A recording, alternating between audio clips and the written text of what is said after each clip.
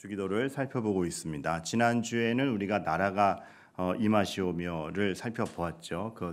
그래서 어떻게 나라가 임한다라는 의미를 알까라고 했을 때 예수님의 세 번째 시험을 예로 들었습니다. 왜냐하면 예수님께서 어떤 본인이 세워가실 나라에 대한 입장을 너무나 뚜렷이 하신 것이기 때문에 그렇습니다. 사단이 시험을 걸었죠. 그중에 세 번째 시험이 높은 데로 데려가서 천하 만물을 보여주면서 경배하면 다 주겠다. 예수 그리스도께서는 이 세상을 되찾으러 오셨고 하나님 나라 완성을 위해 오셨는데 주겠다 그러면 좋은 거래가 될 수 있을 것입니다. 그런데 주님께 단칼에 거절하시고 이 말씀을 하셨죠. 주 너의 하나님께 경배하고 다만 그를 섬기라. 그래서 여기서 주님의 입장이 아주 분명해지고 예수님을 통해서 세워지는 하나님의 나라가 무엇인지 그 방향성이 보여지죠. 왜냐하면 주님이 추구하는 나라는 사단에게 절하고 거래해서 세상을 얻는 그런 세상을 얻음이 아니라 하나님을 잃지 않음이 하나님 나라의 본질이라는 걸 우리가 보게 됩니다. 그리고 어떤 면에서는 그렇게 사탄이랑 거래를 해서 모든 권력을 되찾고 잃어버렸던 것을 이렇게 다시 차지하면 좋을 것 같은데 목적이 그게 아닌 거죠. 권력을 되찾으려는 것이 아니라 하나님께서 명령하신 십자가의 길을 짐으로써 죄에 빠져있는 백성을 되찾으려는 것. 그래서 하나님의 나라라는 것이 하나님의 나라가 임하시오며라는 것이 결국 하나님을 잃지 않으며 하나님을 잃지 않음이 죄로부터 자유로운 그 백성들의 존재, 그것이 아주 혁혁히 드러난다라는 것을 우리가 보게 되는 것입니다. 그래서 나라가 임하시오며라는 구절을 통해서 우리가 그것을 받고 오늘 이어서 그 바로 밑에 구절 뜻이 하늘에서 이루어진 것 같이 땅에서도 이루어지이다를 살펴보도록 하겠습니다. 이 간구가 뜻이 이루어지이다. 요 간구가 오늘 여러분에게 좀 이런 의미가 있었으면 좋겠어요. 어떤 의미냐 하면 여러 의미를 좀 재정립하는 간구이기를 바랍니다. 뜻이 이루어지기를 원하나이다라는 간구가 다시 말씀드립니다. 여러분에게 있는 여러 가지 어떤 개념들이 재정립되는 그러한 간구이기를 바라요. 그래서 내가 어떤 지향점과 어떤 가치를 가지고 가느냐에 대해서 정말 잘 세팅됐으면 좋겠다라는 의미가 숨어 있습니다. 그러면 뜻이 하늘에서 이루어지듯 땅에서 이루어진다는 건 뭔가라고 했을 때 예수님을 통해서 그건 너무 선명하게 보게 됩니다. 우리는 뭐 늘 예수님이죠. 근데 예수님을 통해서 너무나 명확히 보여지는 게 예수님이 이 땅에서 당하신 일을 보면 결국 마지막엔 제자의 배신, 권력의 횡포, 헤롯은 여전히 건재했고 그리고 로마의 속국에 있었고 그 령 아래에서 모든 게 벌어졌을 때 예수님과 예수님의 제자들은 어떤 기득권도 없었고 본인들의 권력이나 힘을 드러내지 못합니다. 그래서 기존 권력의 횡포가 있었고 부정했죠. 본디오 빌라도가 죄가 없다라고 했는데 군중의 어떤 그 군중 심리에 의해서 그래도 처벌하시오 이렇게 되지 않습니까? 굉장히 정당하지 않은 재판이 이루어짐. 여러 가지가 너무나 합당치 못한 형편이 많은 것입니다. 그것이 예수님이 땅에서 당하신 일입니다. 근데 우리가 알기로는 그리고 오늘 이 간구가 정말 의미 있는 건 뭐냐 하면 그러한 제자의 배신, 권력의 횡포, 부정이 하나님의 일을 이루는 과정으로 쓰였다는 것입니다. 놀라운 것이죠. 우리가 이 뒷부분을 빼고 다시 이것만 보면 제자의 배신과 권력의 횡포와 부정은 어떤 선한 것도 이루어낼 수 있는 조건이 아닙니다. 그런데 하나님께서는 이것마저도 활용하셔서 하나님의 일을 이루는 과정으로 쓰셨고 그렇게 예수님이 잡혀간 것이 예수님의 실패가 아니라 하나님의 예언대로 구원자가 죄짐을 대신 지는 구원의 일이 되니까 뜻이 하늘에서 이루어진 것 같이 땅에서도 이루어진다라는 것은 어떠한 세상의 호응과 여건과 조건에 굴복치 않고 하나님의 일은 이루어지는구나. 그거를 확인해 가는 거죠. 그만큼 오늘 우리가 누리는 하루는 하나님의 뜻 안에서 진행된다. 그 확신, 그 안에서의 간구 이렇게 되는 겁니다. 이거를 모른 채 우리가 예수님 배반했어. 제자들의 배신, 권력의 횡포, 부당한 재판만 생각하면 그 현장에서 느낄 수 있는 건 좌절밖에 없습니다. 그리고 한탄밖에 없죠.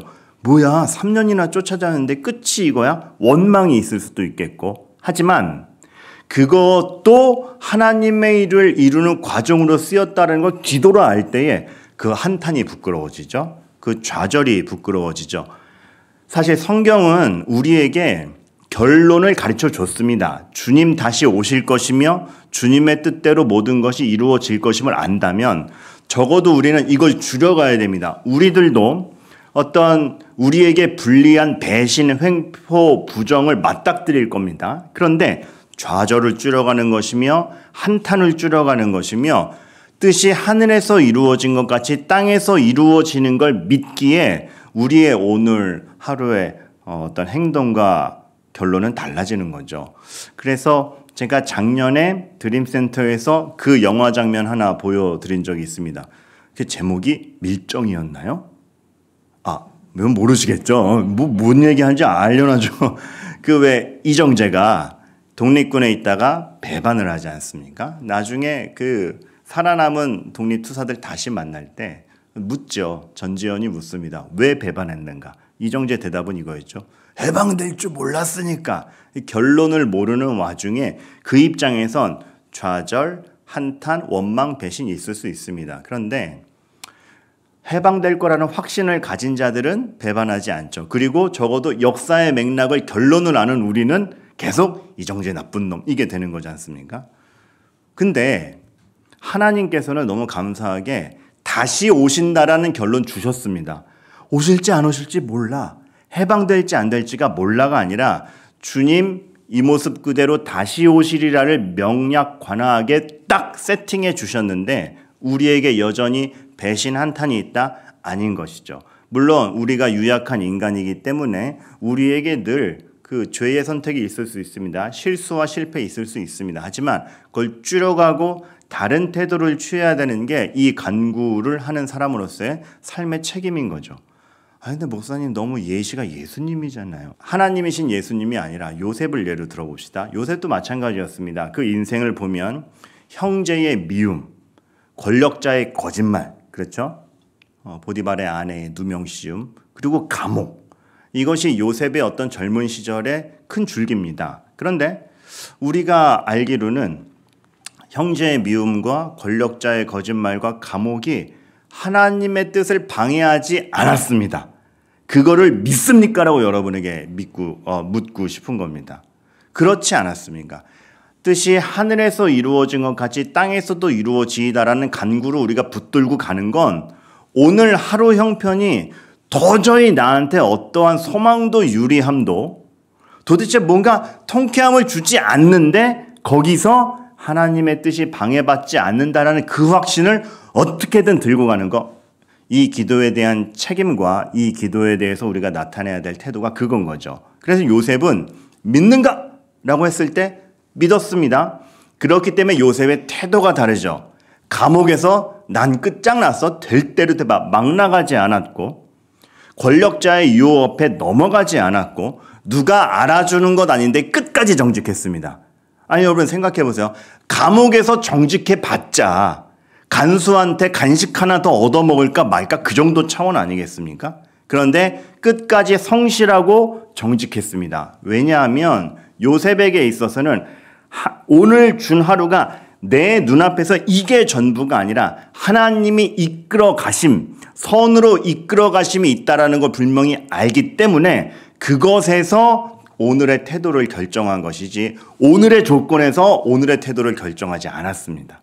우리가 오늘 이 뜻이 하늘에서 이루어진 것 같이 땅에서도 이루어지이다라는 하나님은 조건과 상황에 방해받지 않고 본인의 선한 뜻을 이루고 계신다라는 그 간구를 하는 우리의 태도도 마찬가지이리라 생각이 됩니다. 그런데 현실은 조금 더 지금 얘기로 풀어서 그렇지 현실은 조금 더 냉정하죠. 왜냐하면 이러한 상황은 선택지로 오지 않습니다.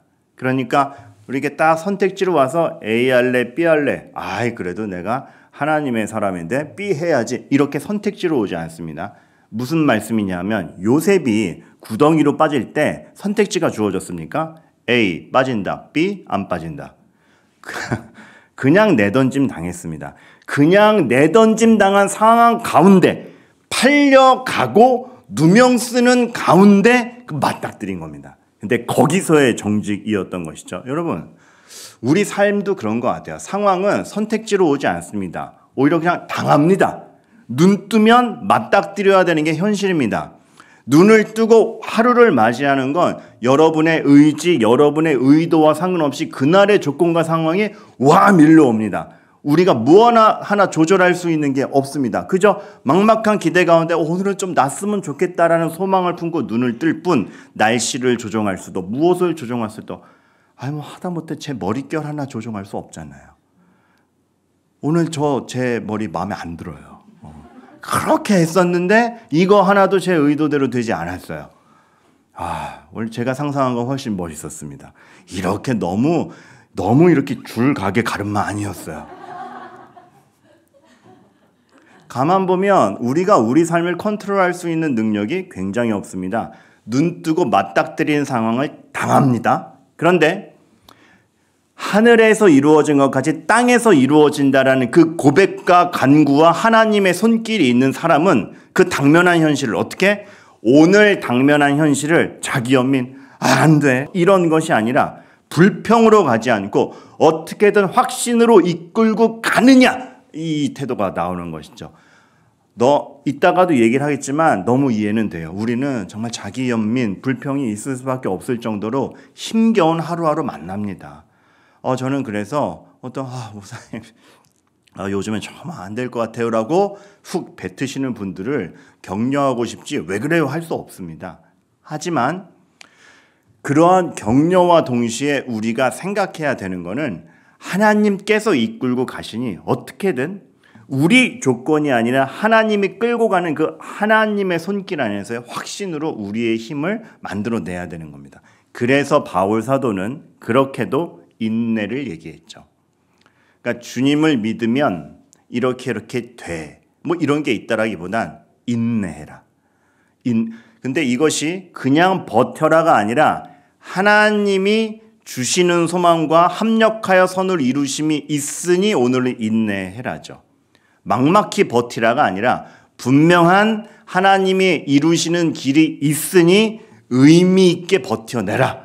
할 바를 하고 성실을 다하며 편법을 쓰지 않고 치사해지지 않고 어떻게든 불평을 줄여가며 소망이 있음을 알고 굳건히 서 있어라. 그것이 인내죠. 인내는 버티기가 아니라 버티기보다 훨씬 고급진 것이 있는데 소망이 내 인생에 더 분명하다라고 의지적으로 붙드는 것이 인내입니다. 그런 가운데 시선을 돌리는 것이죠.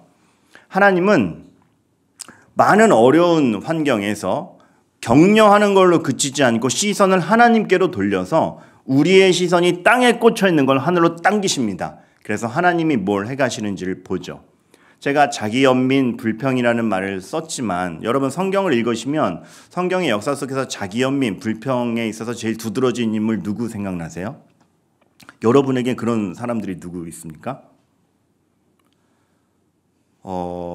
그런 사람이 안 보인 거예요? 성경을 안 읽는 거예요? 네가 말해 왜 물어 이거예요? 엘리야가 그렇죠. 내가 충성 다했는데 우상 숭배자들이랑 싸워서 이겼는데 여전히 아합과 이세벨이 죽일라 그래? 권력은 여전히 똑같아? 뭐야 이거? 안 할래요. 죽여주소서. 열왕기상 19장 아닙니까? 못 해먹겠습니다. 그러니까 아무 의지 없이 무기력하게 정말 자기 연민 그대로 불평 그대로 이렇게 있습니다. 그때 하나님이 여기서 하나님 감사한 건 뭐냐면 너 이렇게 확신이 없어 이렇게 안 하셨어요. 이 경고음, 이 중요한 배경음이 다 울리지 않습니까? 중요한 말이 나오기 때문에 그렇습니다. 먹이시잖아요, 먼저 먹이시잖아요. 주님이 우리의 그 힘들어하는 행간을 모르지 않으시다는 거예요. 근데 격려하는 걸로 힘들었지? 일어나. 이걸로 끝나는 것이 아니라 그리고 나서 하나님의 일을 보여주시죠.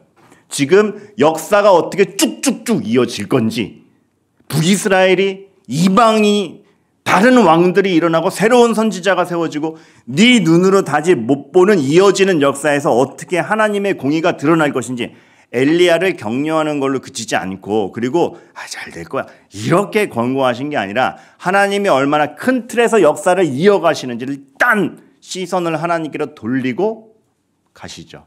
우리가 그래야 된다는 겁니다. 우리가 왜 예배를 드립니까? 우리가 왜 그렇게 기도를 합니까? 우리가 왜 모여서 우리의 삶을 말씀으로 나눕니까? 그건 덕담 나누기가 아닙니다. 세상에 지금 내 닥친 거에 훨씬 민감한 우리들의 영적 근육을 끊임없이 하나님께로 끌어당기는 작업들이 기도요, 일용할 양식을 말씀으로 먹으며 이 예배 시간인 겁니다. 그래서 하나님께서는 우리에게 정말 하나님의 백성만이 가질 수 있는 그런 영적 품위, 그리고 영적 위로, 그리고 정말 삶에서 가치 있는 것이 무엇이냐를 보여가십니다. 사실 인내하고 하나님에게 시선을 돌리기에 너무 방해되는 아주 그 방해점이 최고조가 된 요 시대입니다. 왜냐하면 데이터의 시대고 서비스의 시대이기 때문에 그렇습니다. 데이터가 너무 정확해요. 그러다 보니까 그 데이터에 의존해서 살고 그 데이터대로 하려고 그러고, 이것이 나쁘다는 게 아니고 잘 이용하시고 잘 활용하십시오. 그런데 데이터에만 너무 의존해 있다 보니까 데이터에서 어긋나거나 데이터를 확보하지 못하면 불안해하거나 짜증내거나 아이 망했어 이렇게 되는 겁니다. 하나님은 일하고 계신데 내가 확보한 데이터에서 틀렸다고 난 안 된다라고 생각하는 거. 그러니까 얼마나 우리에게 인내와 하나님에게 시선을 못 가져가게 합니까? 하다못해 여러분, 목사님 전 그렇게 데이터에 의존하지 않아요. 일기예보. 내일 눈 온대. 새벽기도 안 가. 여러분 물론 눈 올 땐 조심해서 오시고 너무 어려우시면 오지 마셔야 돼요. 안전이 먼저입니다. 근데 하다못해 일기예보 하나라는 걸 봐도 우리가 그거에 따라 내일의 행동을 결정하잖아요. 굉장히 데이터에 의존돼 있고 그 너머를 상상하지 못하고 그 우리가 데이터로 결론 지은 거에 어긋났을 때의 불안감을 믿음으로 이겨내지 못하는, 하나님이 일하시는 그 입체적인 인생을 보지 못하는 겁니다. 서비스의 시대다 보니까 요구하면 돼야 돼요. 인내가 없어요. 상대방을 고려해 줌이 없어요. 상황을 넓게 보고 고려해 줌 없이 내가 못 받은 것만 생각하는 거예요. 사람의 그 생각하는 감정과 성품과 사고 능력이 굉장히 한쪽으로 쏠려 있는 시대입니다. 서비스의 시대라는 게 편리해졌는지는 모르지만 성숙에 있어서는 큰 방해입니다. 왜냐하면 헤아려 생각하지 못하고 무슨 사정이 있겠지라는 아량이 줄어들며 내가 못 받으면 즉각적으로 이렇게 뭐라 그러죠? 전 나쁜 단어는 잘 몰라서 이렇게 뭐라 그럽니까? 어필하는 걸 한국말로 뭐라 그래요? 요즘 왜 이렇게 한국말이 생각 안 나죠? 영어 그만 공부해야겠어요.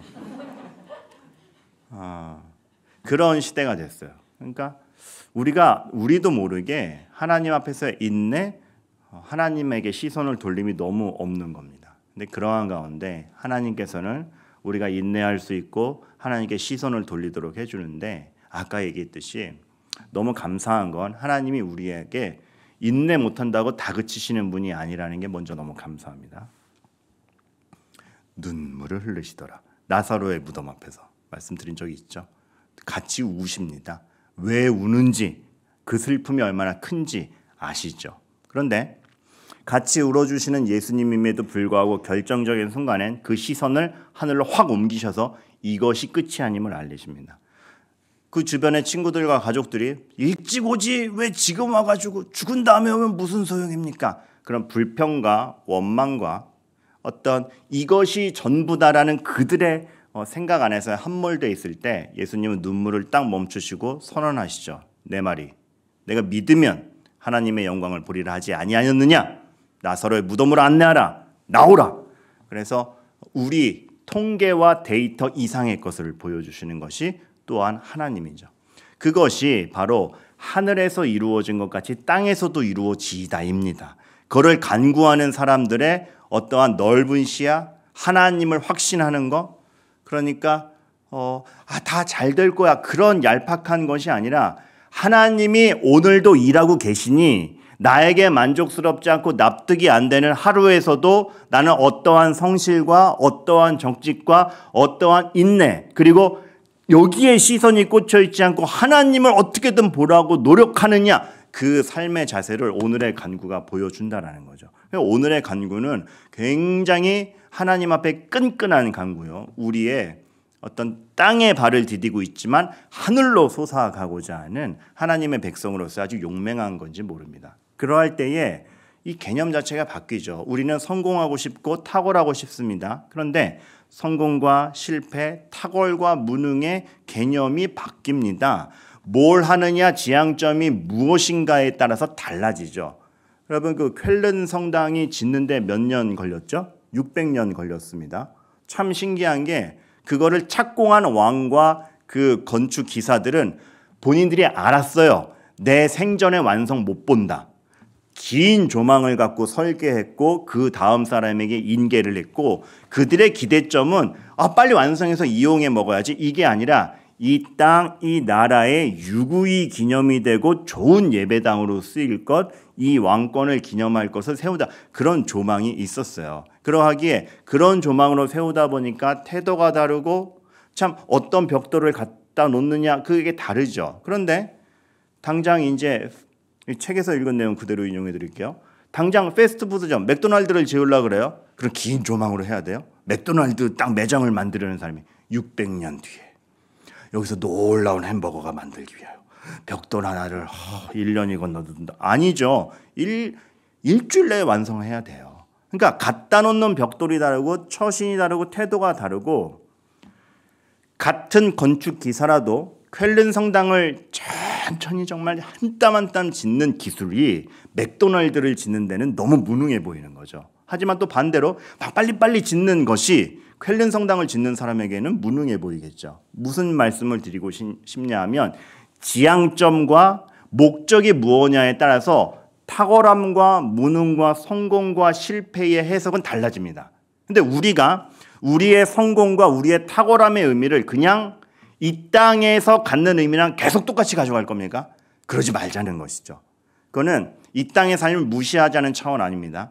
모든 성공과 어떤 한 사람의 탁월함의 의미를 세상이 고정해 놓은 것으로 다 여기지 말자라는 것이죠. 그런 의미에서 요셉이 총리가 된 거는 세상의 의미에서 성공이요 탁월 맞습니다. 그러나 더 넓은 의미에서 성경이 얘기하고자 하는, 그리고 제가 오늘 여러분께 알려드리고 싶은 우리가 봐야 될 성공과 요셉의 진짜 성공은 총리가 된 것이 성공이요 탁월이 아니라 형들을 만났을 때 복수하지 않고 죄에 넘어가지 않으며 감옥이 있을 때에도 하나님의 시선을 끝까지 확보했기에 감옥에 있을 때에도 형통했다라고 하나님의 칭찬을 들을 수 있는 것이 탁월함인 겁니다.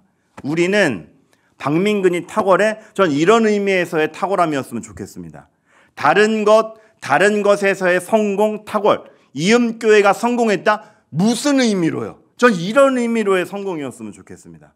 그래야 진짜 교회로서의 소금과 빛의 능력이 있을 것 같습니다. 우리는 그렇게 나아갔으면 좋겠습니다. 그래서 어떤 면에서는 여러분의 간구가 성공하게 해주세요라는 간구가 하나님이 들어주시는 방법이 다를지도 모르겠습니다. 하지만 정말 영광된 길로 간다라는 것은 확실합니다. 그 행간에 무엇을 겪을지 모릅니다. 하지만 분명 하나님이 그 하루에 일하고 계신다는 건 너무나도 맞는 것입니다. 한번 오늘 간구를 보면서 생각하게 돼요.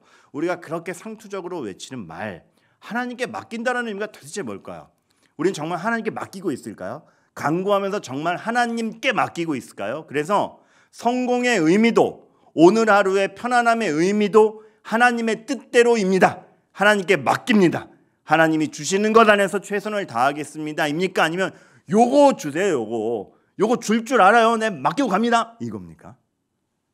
우리는 후자일지 모르겠습니다. 하지만 오늘의 참 말씀을 들으면 훨씬 더 격 있는 간구인 걸 우리가 알게 되는 거죠. 하나님께 맡긴다는 건 뭘까요? 이런 의미도 있을 것 같습니다. 무던한 오늘을 성실하게 사는 것.